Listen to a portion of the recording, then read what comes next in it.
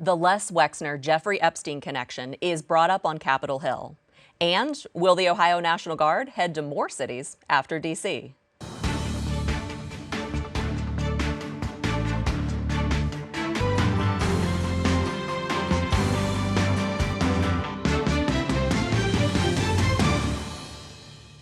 Welcome to Columbus on the Record. I'm Amy Juravich, host of All Sides on 89.7 NPR News, and I am sitting in for Mike Thompson.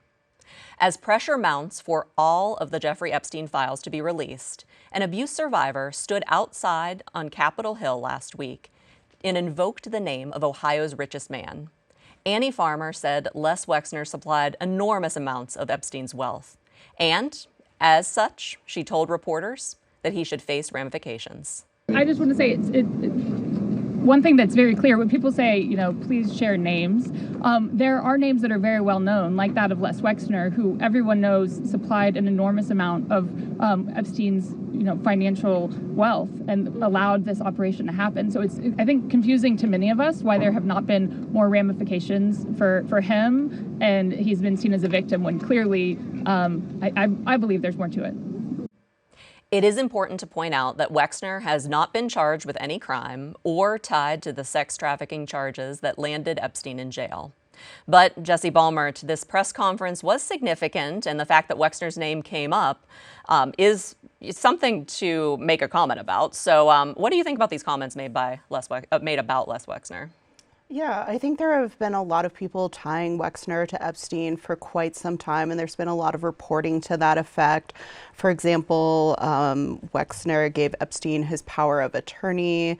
There was a point where Epstein was the only client for Mr. Wexner, and Wexner, who obviously is a very financially sound person in Ohio, like you said, the richest person, was certainly contributed to the finances of Mr. Epstein. There were also the Wall Street Journal report about this birthday card for Epstein also included a note for Mr. Wexner. So the name does pop up because of their similar circumstances.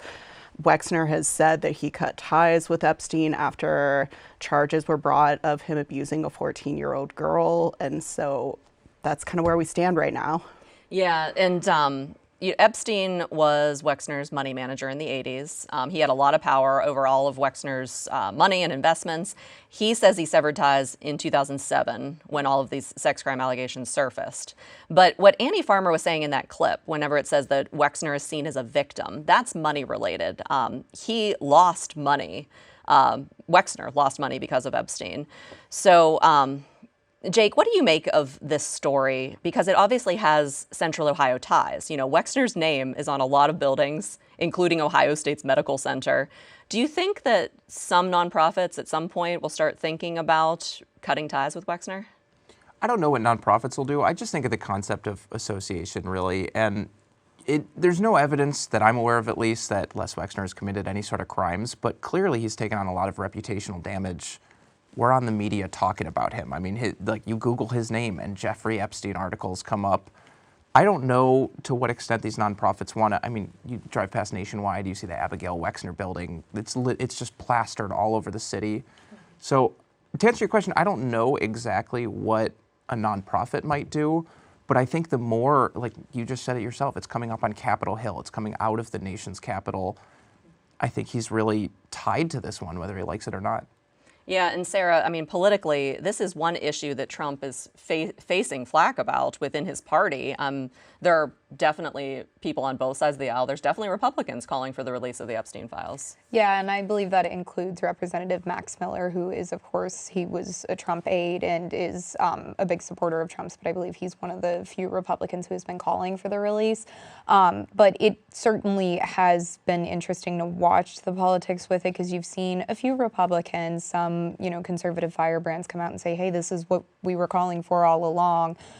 Trump has definitely in recent months tried to divert attention away from the Epstein story. Every time something breaks with Epstein, you see some other sort of announcement on Trump's part. So I think a lot of analysts would tell you that that's a diversion. Some other people would say it's not a diversion, but I don't know. I mean, it's definitely, I don't know that when voters go to the ballot, in 2026 during the midterms, they're voting like #1 on Epstein. Like, I don't know that that has that sort of political ramification, but I think people, particularly folks on the right, who have put a lot of effort into, calling for the release of the Epstein files, whatever form these files take, because it's like not totally even clear.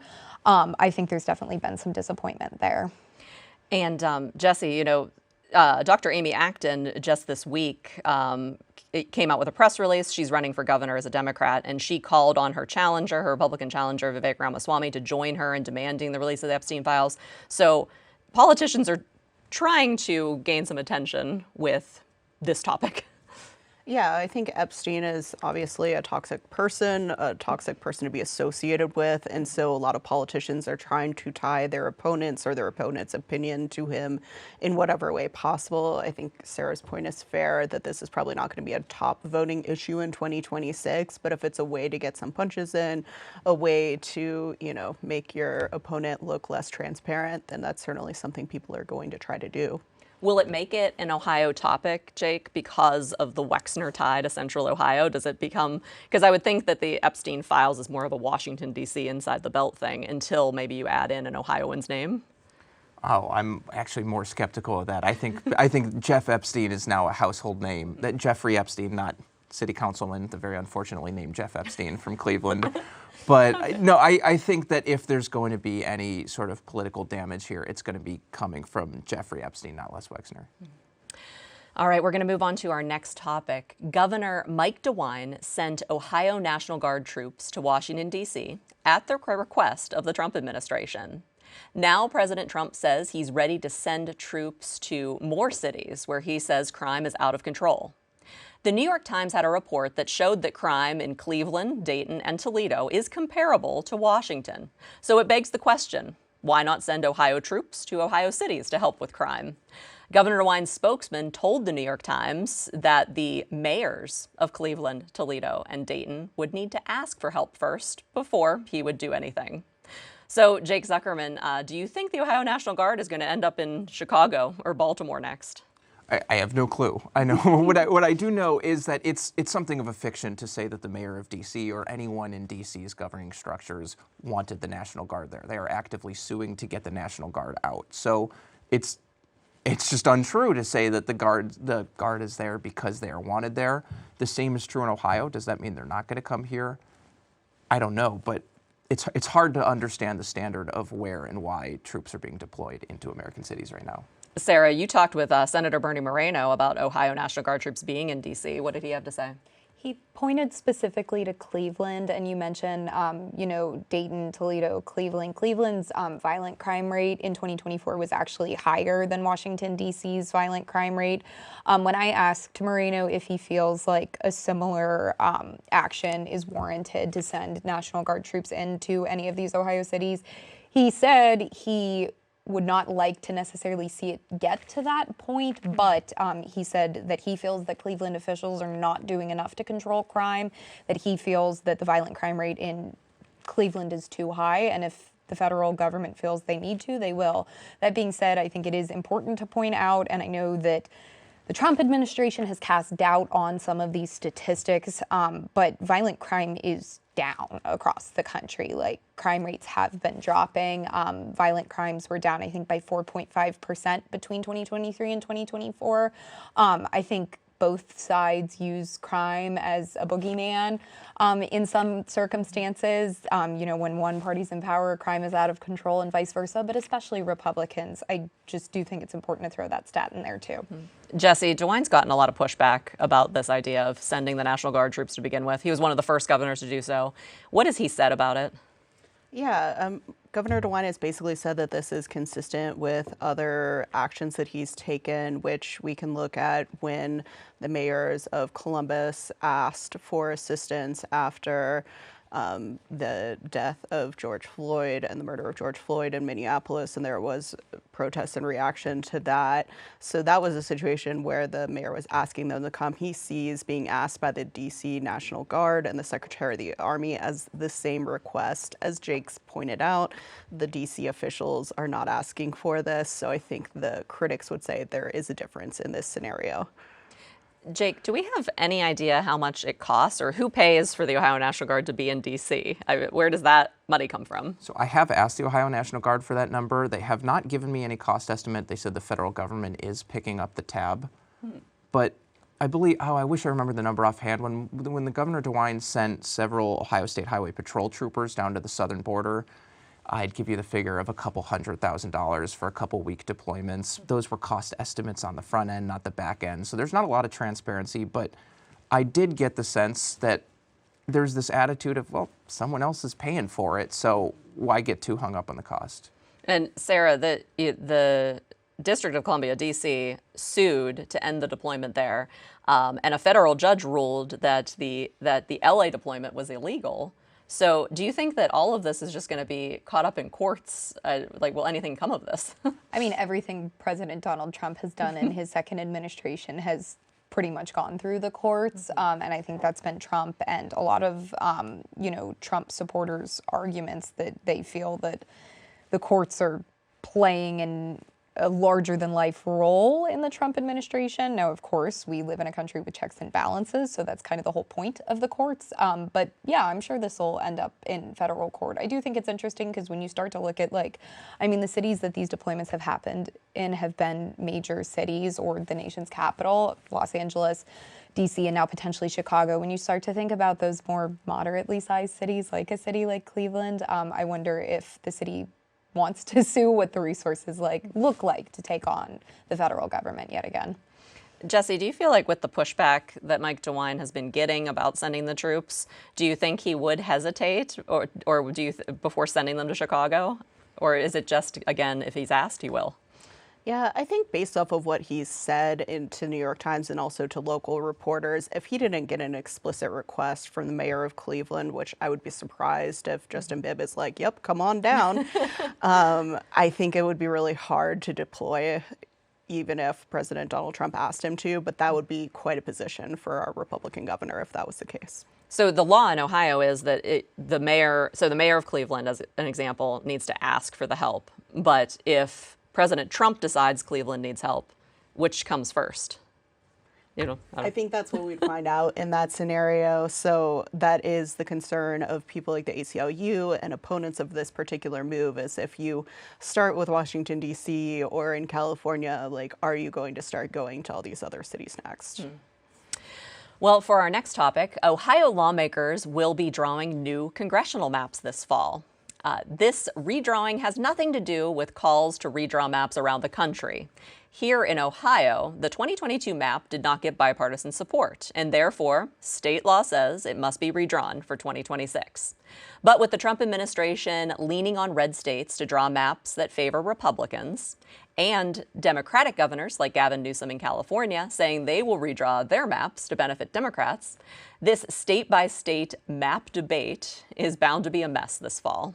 Sarah Donaldson, do you expect a big fight over Ohio's maps in the next few weeks? It's going to be over the next few months. I think that it will, the first kind of deadline is at the end of September, but that's for a bipartisan vote on maps. And I know Minority Leader Donnie Isaacson has already told, I think, Cleveland.com that the Democrats aren't going to go for a map that doesn't have at least 7 favorable districts for Democrats. They have 5 right now. They have 5 right now. So that's in a Republican-controlled supermajority, that is an immediate no from the Republicans. Ohio's system requires a certain level of bipartisan support for the maps, like you said, or the date keeps getting kind of pushed back. So, once you get to that September deadline, if they don't pass bipartisan maps, which they likely won't, it'll go to the Redistricting Commission, and that commission skews heavily Republican. Jesse, House Speaker Matt Huffman, Senate President Rob McCauley announced last week that they're launching a website to allow the public to submit proposed congressional redistricting plans. What led them to do this? Why are they asking for public input? Yeah, so Ohio voters actually voted on a number of reforms in 2018 to how we draw a congressional map, and part of that requires public input, public meetings. We saw in 22 and 21 that a lot of these steps were kind of perfunctory, like, hey, submit a map, but we're not going to look at it too closely.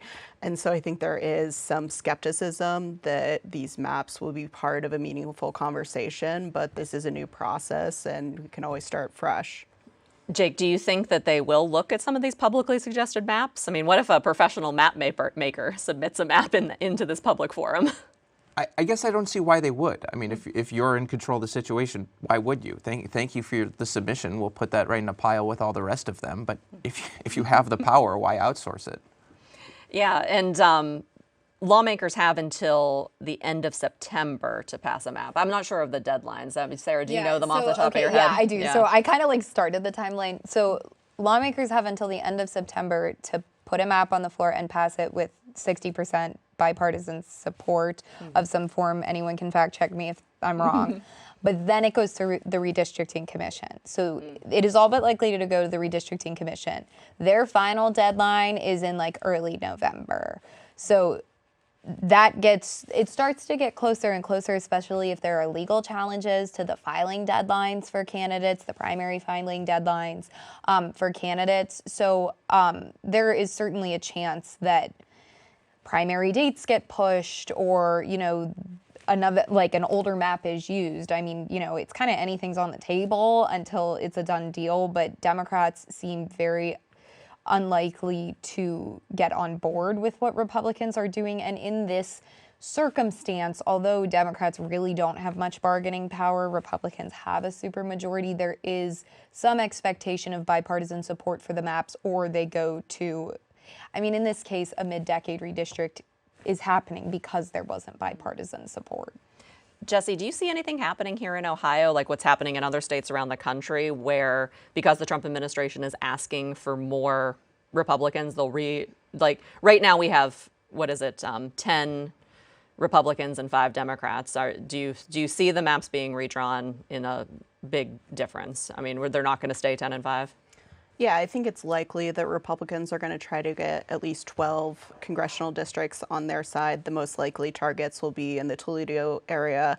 Rep. Marcy Kaptur, who really has been outperforming Democrats in that area. That was a district that voted for President Donald Trump, but she was able to eke it out against a Republican competitor and also a third-party candidate. I think you'd look at the Akron area, Representative Amelia Sykes. If you're getting really aggressive, you could look at the Cincinnati area. Part of the challenge there is that the entire city of Cincinnati has to be kept in one congressional district because of the rules, and that's a pretty Democratic area. And just to our timeline discussion before, the drop dead deadline is the end of November. And at that point, Republicans could pass a map without any Democratic buy-in. They're allowed to once it gets that far in the process? Correct. Okay. And then, Jake, just for clarification, this is just congressional maps that we're talking about here. Like our state Senate maps and our state representative maps, they're the same? I'm sorry, can you say the question again? The like state reps and state senators, those maps are staying the same. We're just having just the congressional districts are being redrawn. We're only doing the congressional maps now, as far as someone saved me. Yeah. No, we're only doing the congressional maps because if the most ardent redistricting followers remember, the Democrats in the House and Senate who were on the redistricting commission ended up voting for state house maps in like 2023, I want to say. So those maps actually got bipartisan support. You know, Democrats still argue that they're gerrymandered, but they did get support from Democrats. Partially because, of course, we did have that whole redistricting ballot amendment that I imagine some Democrats were probably hoping would pass, and it didn't. So. And it didn't, yes. Okay, so local maps for your local rep, local senator stay the same, but who your congressperson is, or who you're voting for, I guess, could change slightly depending on where you are. Maybe we're speaking more in like the Amelia Sykes, Marcy Kaptur districts. Or do you think a lot of people might see a slight shift? It's really hard to say, but anytime you pull at a string over here, it's going to affect something over here because each of these districts have to have the same population. And so it's how it ends up happening. And this is really part of a nationwide, as you said, kind of arms race to pick up districts. And I think with Republican control in Ohio, we can expect that arm race to come to us soon. All right, and for our last topic, at least 4 Ohio jails and 2 regional correction facilities are holding hundreds of people for ICE for a fee. The people in these Ohio jails are waiting for deportation, and the sheriffs say this is a clear moneymaker for their counties. Jake Zuckerman, you reported this story for Signal, Ohio. Does the U.S. Department of Immigration and Customs Enforcement, known as ICE, do they have enough? Do they not have enough beds elsewhere? Is that why they're coming to Ohio? Well, if you just think about how big the country is and how many undocumented immigrants are believed to be here, and you think about just the logistical process of trying to get all those people out of the country, that's a massive, massive operation, and ICE, no, like you said, does not have the bed space for that. That's why you're seeing things like Alligator Alcatraz coming up in the news. So ICE is basically outsourcing some of that to any willing and able sheriff's departments or regional jails, like you mentioned. In Ohio, the uptake has actually been less than what I would have suspected. There are about 8 counties, sheriffs that have signed these contracts. There are 4, according to ICE data, that currently have inmates there. But they're making between $100 and $125 per head per day holding these people, and it comes out to millions of dollars. I mean, if you do the math, like there are news reports that put in Butler County, there are about 400, 450 ICE detainees in there. So if you multiply that by 125 times 365 days a year, you have a pretty significant chunk of change coming from ICE to these sheriff's departments. And Jake, staying with you, you talked with one sheriff who said that he's basically creating a rainy day fund with this money because it's like, I want to call it like easy extra money. I don't know that it's easy, but This is Mahoning Sheriff Jerry Green. He actually did not return my phone calls, but he did tell the Vindicator that, yeah, like you said, he said there's a, quote, clear financial benefit. He said, yeah, like he talked about the creation of a rainy day fund. So I split the sheriffs into 2. There are some who just see money. You know, this is just a revenue opportunity, a way to capitalize on otherwise empty jail beds. And then there's some more ideological push behind some sheriffs, like Sheriff Jones is one of the most outspoken people in the immigration issue in the state. He has a sign outside the jail that says illegal aliens here. Sheriff Bruce Zukowski up in Portage County, he came into the news for comparing illegal immigrants to, quote, locusts, and now he is one of the sheriffs that have these contracts. So I read more of an ideological bent behind some of those, and then, like you mentioned, some sheriffs just capitalizing on the bed space. And Jesse, I mean, we hear about ICE raids all around the country. I don't know that there's been giant raids here in Ohio that have made huge national news, but it is an issue that has come up time and time again here in Ohio.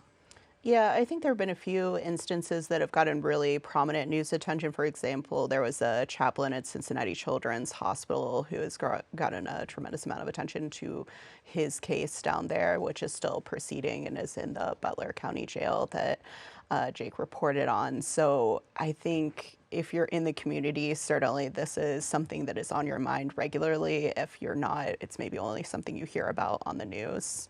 Yeah, and Sarah, I mean, Springfield comes to mind whenever you think about immigration. And for Springfield, the temporary protective status of the Haitians in Springfield was supposed to expire in 2026. President Trump changed it to August, but August has come and gone, so I guess the date has been moved again. Do you feel like, have you heard anything about the people in Springfield, especially the Haitians, feel like they're in limbo when it comes to all of this? Yeah, I mean, I personally haven't been out to Springfield since last year, just because things were pretty hot last year before the election. But you certainly read reporting about folks in the community there who are concerned.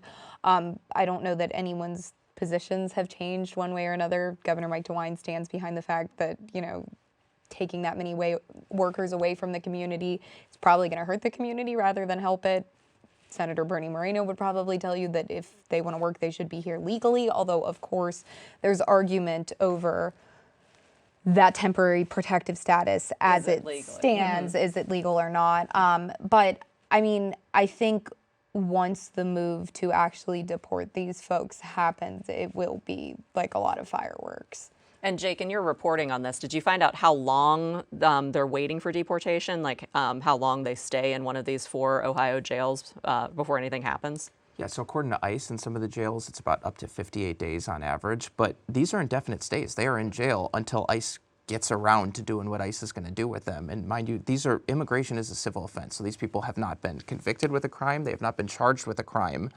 And they're just sitting in these jails effectively indefinitely. And they're being held by sheriffs whose general job is to uphold state laws, issue CCW permits, guard courthouses. This is a very unusual mandate for sheriffs to be taken on.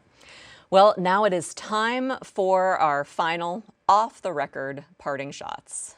Jake Zuckerman, you have an off-the-record. Yeah, I don't really care about Ohio State's game tomorrow, but next week they will be taking on the mighty, mighty Ohio University Bobcats. There are a couple of alumni around this table, and I am calling the upset of the century.